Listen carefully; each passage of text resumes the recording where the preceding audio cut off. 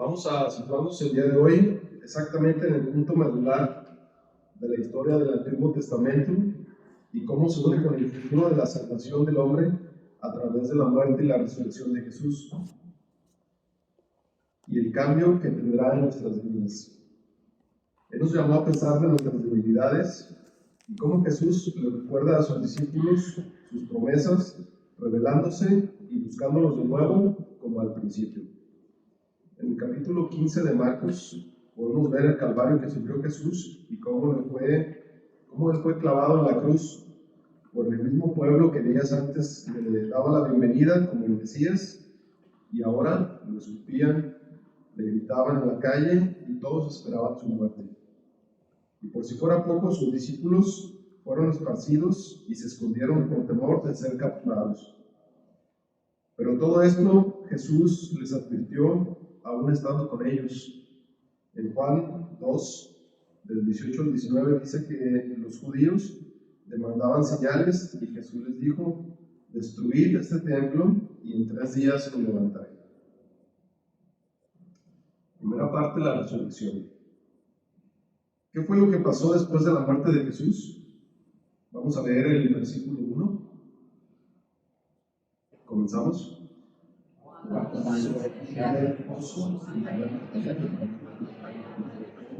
Y Salomón comprar especies aromáticas para ir a ungir y muy. Recordemos que el día del reposo en la sociedad judía era consagrado al Señor y no era lícito hacer ninguna labor. Y recordemos que Jesús murió muy tarde, a vísperas del día del reposo. Así que estas mujeres esperaron que pasara el día de reposo para ir y servir a su Señor. Miren el versículo 2. Y muy de mañana, el primer día de la semana, vinieron al sepulcro ya ha salido el sol. Podemos ver el énfasis que hace Marcos para enmarcar el contexto en el que se presentaban estas mujeres. Dice muy de mañana y ya ha salido el sol. ¿Qué podemos ver sobre este acontecimiento? Primero, ¿quiénes eran estas mujeres? ¿Quién era María Magdalena? María Magdalena fue de quien Jesús expulsó los demonios y la libró del pecado de adulterio. Ella fue también quien enjugó los pies de Jesús con sus cabellos. María, la madre de Jacobo, se dice que también podría haber sido María su madre. Y Salomé, llamada también María Salomé, también madre de algunos de los discípulos. Estas mujeres eran también sus discípulos y les servían. Ellas fueron las únicas que se quedaron junto a la cruz de Jesús hasta el final. ¿Por qué estas mujeres fueron escogidas para ser los primeros testigos de la resurrección de Cristo? Como ya mencionamos, fueron las últimas que se quedaron en la cruz. En Marcos 15 podemos ver que después de que Jesús murió, 2 de los discípulos que eran de la secreta, como dice el pastor Juan Carlos, José de Arimatea y Nicodemo, fueron ante Pilato a solicitar que les entregara el cuerpo de Jesús para colocarlo en un sepulcro nuevo, labrado en piedra junto a un huerto. Estos 2 discípulos eran miembros del concilio judío y líderes religiosos. Ellos conocían la palabra de Dios y reconocieron a Jesús como Hijo de Dios. Su acto fue valiente, lleno de amor y respeto por Jesús, aunque ya fue un poco tarde, para mostrarse como discípulos de Jesús. José de Arimatea compró el sepulcro a un lado de un huerto, y fue este lugar donde ofreció para glorificar a Jesús. ¿Qué significa que era un sepulcro nuevo? Simboliza el comienzo fresco y esperanza de la vida eterna. Estos discípulos lo llevaron a ese lugar preparándolo con mantas y un sudario, según la costumbre, antes de que iniciara el día del reposo. Así que todo esto fue ya muy tarde. Quizás estas mujeres seguían muy de cerca a estos hombres para conocer dónde estaría el cuerpo de Jesús. ¿Qué fue lo que impulsó a estas mujeres a servir de esta manera? Estas mujeres se arriesgaron ya muy noche a ser vistas por los líderes religiosos y peligraban. Pero el gran amor que tenían por Jesús fue el motor que las llevó a buscar dónde estaba su cuerpo. a preparar todo lo necesario para venir a servirlo muy de mañana. Ellas tendrían emociones encontradas, miedo, tristeza, confusión, pero ellas estaban dispuestas a servir. Ellas llevaban las especies para preparar el cuerpo. Entonces, quiere decir que ellas buscaban a un Jesús muerto. Ellas ya no buscaban servir a un líder amado por la multitud, a un líder que sería una figura pública y tendría el aspecto de un rey. Solo buscaban servir al Jesús que recordaban, un Jesús que las llamó y las liberó de sus ataduras. A través de esta actitud de servicio y buscar a Jesús muy de mañana, podemos hacernos una pregunta personal. ¿Qué nos impulsa para venir a la iglesia, para buscar la presencia de Dios en nuestras vidas? ¿Es acaso venir a la iglesia porque es una reunión social? ¿O quizás por la comida que preparan las hermanas? ¿O quizás que no tenemos planes para salir ese fin de semana y venimos a la iglesia? ¿O es el amor por Cristo? El día de hoy vamos a meditar sobre esta pregunta y vamos a pensar cuál es nuestra respuesta. Vamos a leer el versículo 3 y 4. ¿Iniciamos? Pero ¿quién decir? ¿Quién removerá la piedra que era mía? Entonces, que era mía. Quizás podríamos preguntarnos, ¿por qué colocar una piedra tan grande a la puerta de un sepulcro? Recordemos que toda la vida de Jesús era un movimiento religioso, social y político con ideas desafiantes y revolucionarias sobre los líderes religiosos y las costumbres judías. Estos líderes religiosos recordaban todo lo que habló Jesús sobre su mensaje de resurrección. Estos enemigos, estos líderes, querían evitar una posible extracción del cuerpo de Jesús y difundir el mensaje de que Jesús no había muerto. Esto pondría en duda toda una cultura, una situación política en el país. Los líderes religiosos querían evitar este posible conflicto. Así que solicitaron que colocaran guardias y sellaran la enorme roca que cubría la entrada del sepulcro.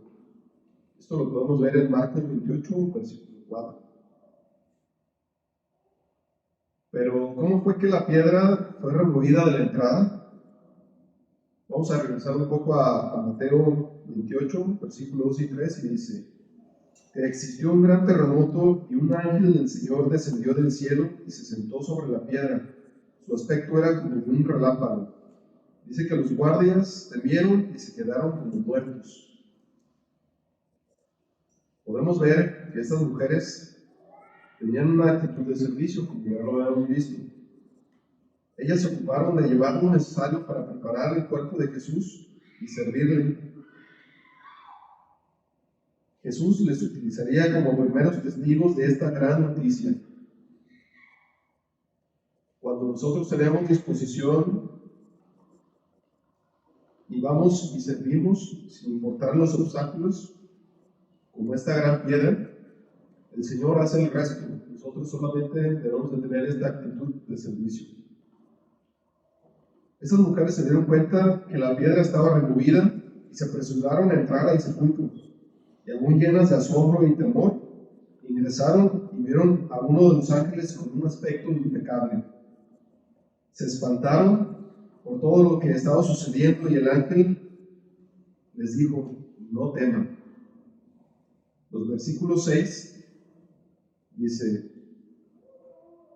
mas él les dijo, no os asustéis, buscáis a Jesús Nazareno, el que fue crucificado, ha resucitado, no está aquí, mirad el lugar donde le pusieron. Podemos ver cómo el autor describe las palabras del ángel haciendo mucho énfasis en varias afirmaciones en la misma frase. Al parecer las mujeres necesitaban que se les enfatizara varias veces que Jesús resucitó. Además de darles la gran noticia de la resurrección, el ángel les da una dirección muy específica. Les dice: compartan este testimonio de la noticia de la resurrección a Jesús, a sus discípulos y a Pedro. Además, no solo que Jesús resucitó, sino que se reuniría con ellos en Galilea. Fue tan tremenda esta noticia, no solo que Jesús resucitó, sino que además lo podrían ver el resto de los discípulos porque los visitarían. Jesús no trabaja a medias. Cuando recibimos la dirección del Señor y su bendición, es de sobremanera.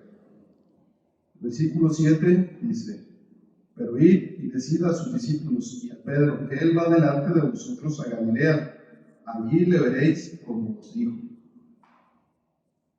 Podemos ver que el ángel quiere que se apresuren a llevar la noticia a los discípulos, pero ¿por qué hace la separación de Pedro y los discípulos en la frase?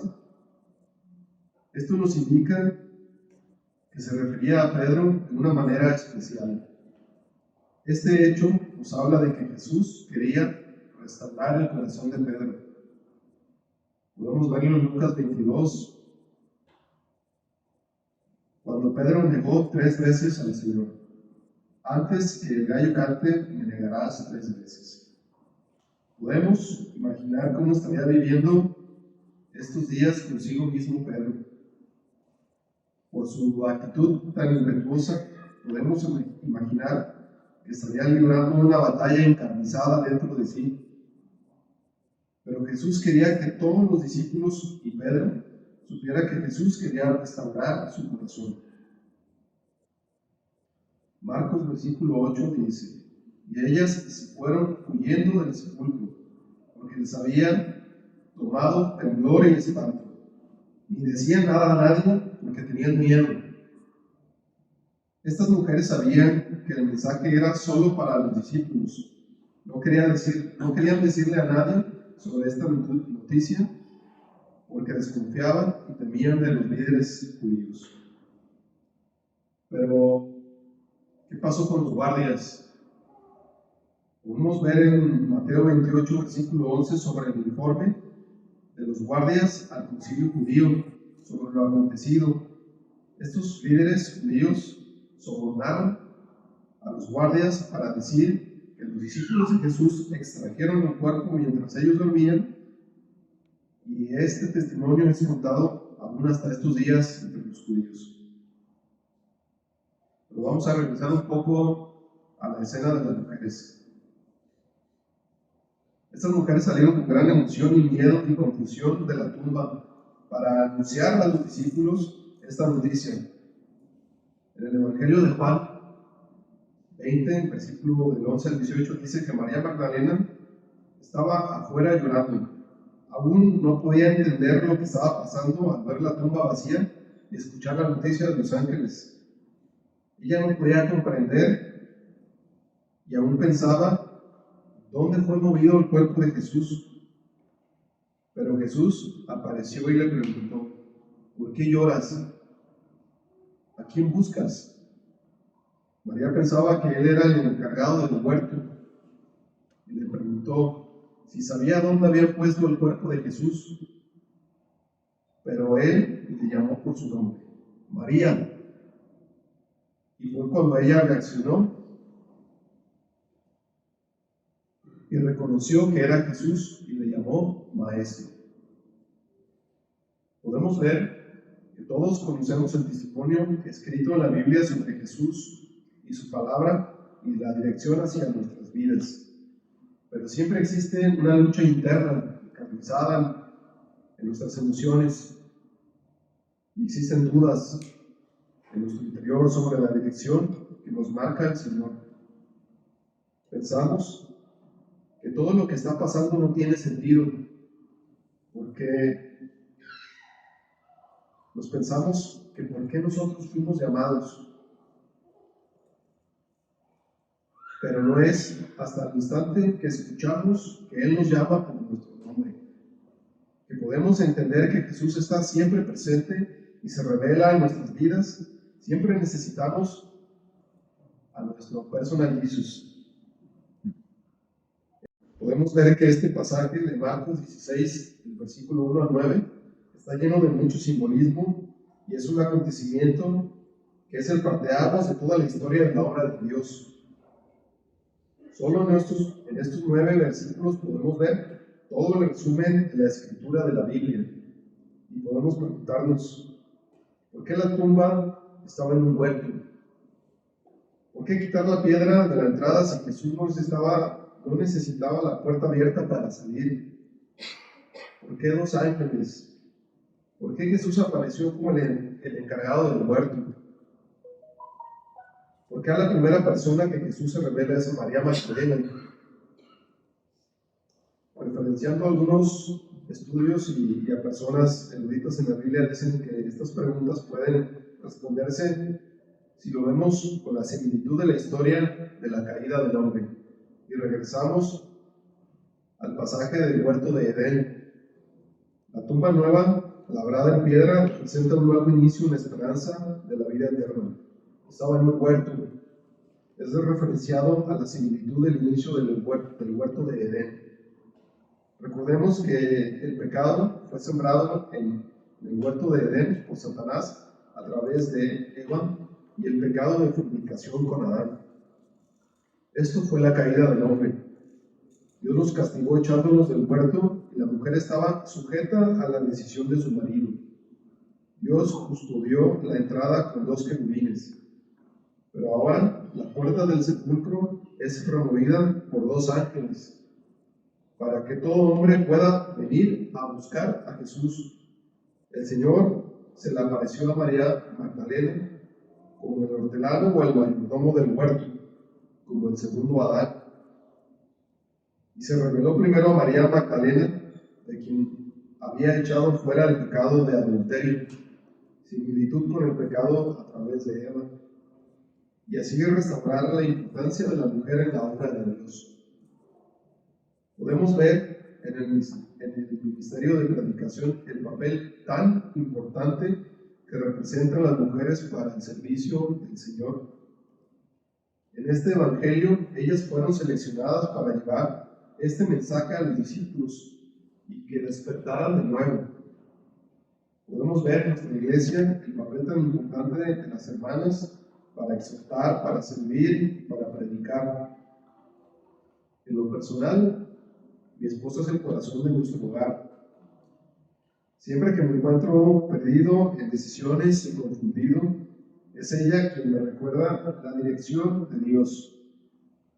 Desde hacerse cargo que lleguemos temprano los domingos a culto, hasta recordarme constantemente que debo entregar todos mis deseos y problemas en oración. Segunda parte, la revelación de Jesús. Miren el versículo 10. Yendo ella, lo hizo saber a los que habían estado con él, que estaban tristes y llorando. Estos discípulos estaban escondidos porque para los judíos todo este movimiento representaba un gran peligro para las bases y creencias políticas y religiosas. Quizás estos discípulos estarían amenazados de persecución, captura y muerte.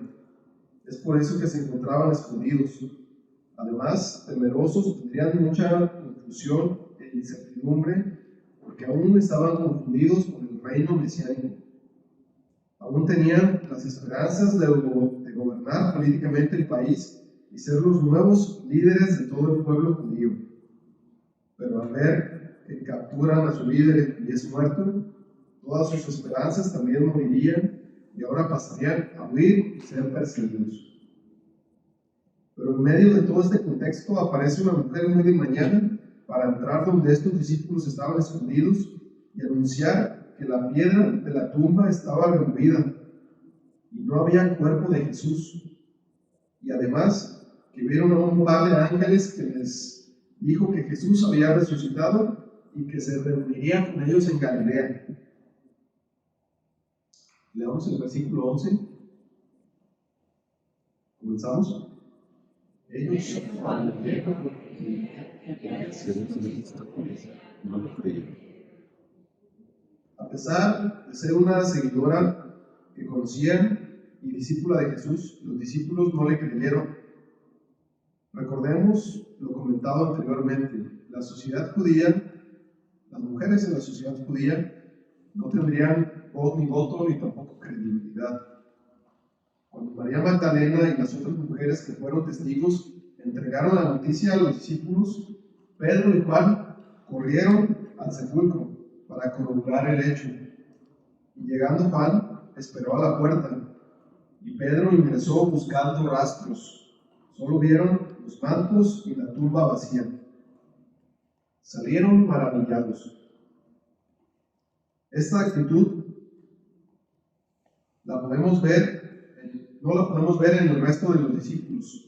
Algunos otros, después de escuchar el testimonio de estas mujeres, seguirían incrédulos y tomaron su camino.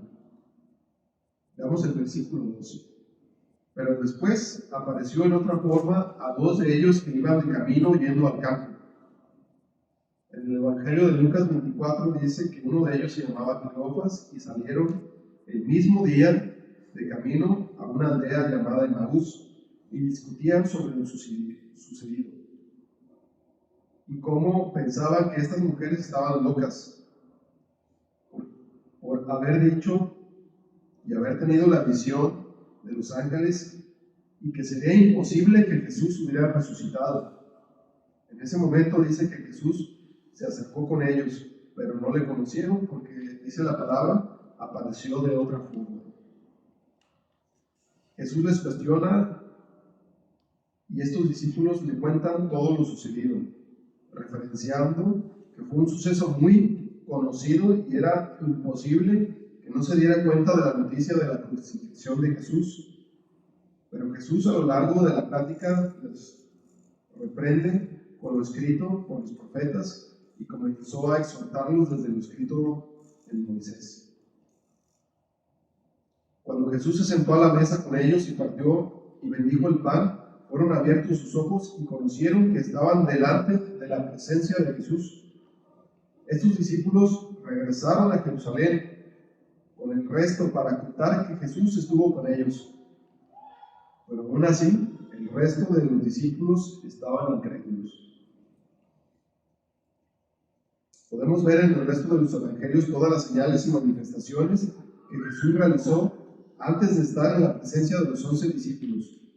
Pero podemos ver, en resumen, hasta este momento, sobre varios testigos que entregaron el mensaje al resto y aún así seguían incrédulos.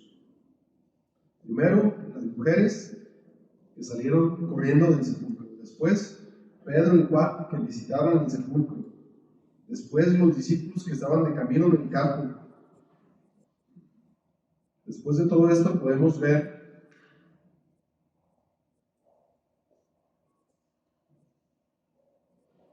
que apareció en medio de la mayoría de ellos a la mesa y compartió los alimentos, y de nuevo todos ellos testificaron, pero Tomás no estaba con ellos y seguía incrédulo. ¿Qué podemos aprender sobre todas estas señales? Jesús se revela ante todas las personas y podemos ver un patrón muy marcado. En este momento de revelación, cuando todos estos discípulos se encontraban temerosos, con desánimo, decepcionados, tristes y sin esperanzas, es en ese momento preciso cuando Jesús se revela ante ellos y tiene la paciencia para aceptar todas sus promesas y confirmarlas con las Escrituras. Pasó tiempo con ellos, compartiendo los alimentos, caminando a su lado, es decir, estas revelaciones son en momentos muy cotidianos del día. No necesitaban estar haciendo algún ritual especial o utilizar algún brebaje extraño para entrar en éxtasis. Lo único que necesitó Jesús es saber que estos discípulos necesitaban encontrar la paz en sus corazones. Es por esto que cuando se revela ante ellos, su saludo es: la paz sea con ustedes. Tercera parte de la gran comisión. Leamos el versículo 14. Comenzamos. Finalmente, El Señor les apareció a los 11 hijos, estando sentados a la mesa, y les reprochó su inmoralidad y dureza de corazón, porque no habían creído a los que le habían visto resucitar. En el Evangelio de Mateo podemos ver que al final este encuentro se dio en Galilea. Podemos ver que después de testificar y revelarse por separado a varios de los discípulos y haciendo señales, aún existía la duda e incredulidad.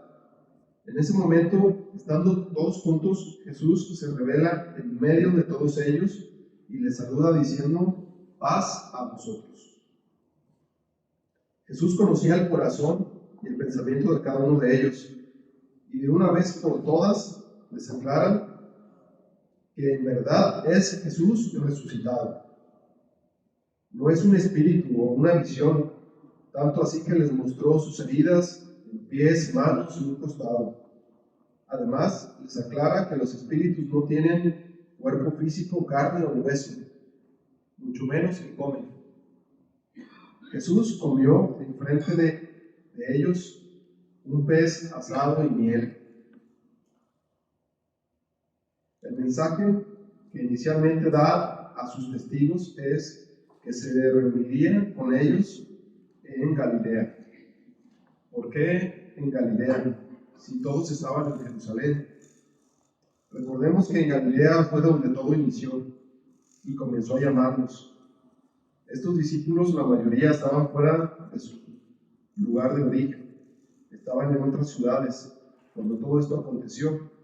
Pero en medio de toda esta turbulencia y temor, Jesús quiere encontrarse con sus discípulos en un lugar apartado y más tranquilo, donde los discípulos se sientan a salvo y en un ambiente conocido. Es por esto que les llama de nuevo al inicio a Galilea, donde fue el primer acercamiento con Jesús.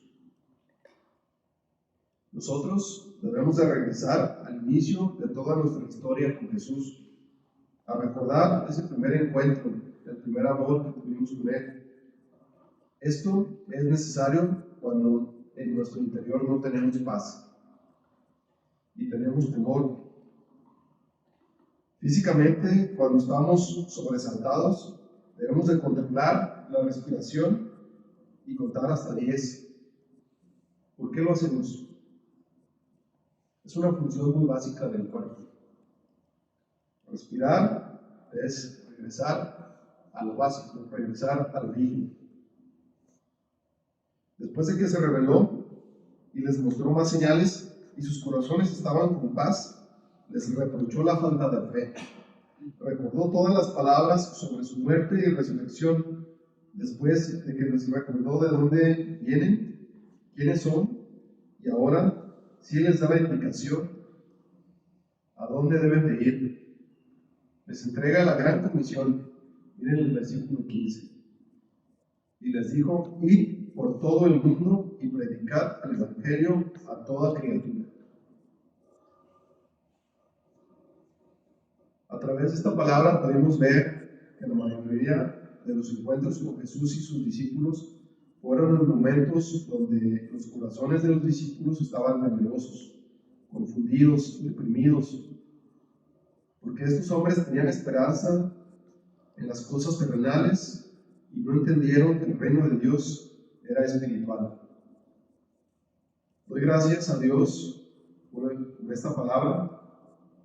Recordé que por mucho tiempo me encontraba angustiado, con temor, deprimido, pero gracias a Dios por fin pude alcanzar mis metas profesionales y poder ayudar a mejorar la calidad de vida para mí y mi familia. Pensé que podría encontrar la estabilidad emocional y espiritual quitando todos estos obstáculos, pero no fue del todo así, porque comencé a quitar la oración en segunda y en tercera parte. Pero el Señor me da señales de que lo necesitaba de nuevo en mi vida, a través de revelaciones que yo podía entender, no tener paz y estar molesto la mayor parte del tiempo. He tenido discusiones en el trabajo. Me costaba trabajo dormir. Estos solo fueron sentimientos que dejé que crecieran en mi interior y no los llevé a Jesús en oración. Pero Pero ahora el Señor me trae de nuevo al origen, donde todo comenzó, en una semana santa del 2005, y me llamó por mi nombre. Ahora debo de recordar el ser un testigo de su palabra y creer en mi interior, testificar con mis acciones y comunicar con mi boca que el Señor restaura todos nuestros males. Conclusión: el Señor nos llamó para ser testigos de su gran amor y obra de perdón y salvación para nuestras vidas. Buscamos tener un encuentro personal con nosotros. Él busca tener un encuentro personal con nosotros y nos recuerda su palabra y sus promesas para que nuestro interior tenga paz. Nos llama al origen, donde todo comienza, el primer amor que fue venir a Cristo, y nos da la dirección de testificar a toda nación y toda criatura. Oremos para que en este momento recordemos cómo nos llamó Jesús y que a través de la conferencia recordemos que debemos de creer con el corazón, nos arrepintamos y confesemos con nuestra boca para salvación. Una palabra, saliendo ellos, predicaron en todas partes. Vamos a orar. Señor Padre bendito, gracias le damos por este tiempo, Señor, que usted nos entrega su palabra, Señor, a través de todos estos mensajes, Señor. Permita que así con nuestro corazón confesemos que usted es el Cristo, que usted es Jesús resucitado, que ha venido a nuestras vidas, Señor, para refrescar nuestros corazones y poder darnos fortaleza, Señor, dirección para crecer y llevar su palabra a donde quiera que usted nos envíe. Le damos muchas gracias, Padre, porque a través de esta conferencia nos permitió apartarnos, Señor, de toda vida secular, Señor, y nos permite enfocarnos en su palabra, examinar nuestro interior y poder recordar cómo nos llamó, Señor, escuchar su voz que nos llama por nuestro nombre. Le damos muchas gracias, Padre, porque usted, viendo aún así nuestras debilidades, tiene fe en nosotros. Permita que nosotros dejemos que usted trabaje en nuestro interior y no lo limitemos. Permítanos pensar en grande, Señor, pensar y entregar solo nuestros cuerpos para servicio a usted y seamos herramientas que usted utilice para hacer grandes cosas, Señor, y grande historia en Guadalajara hasta el último de la tierra. Le damos muchas gracias, Señor, oramos y le pedimos todo esto en nombre del Señor Jesucristo. Amén.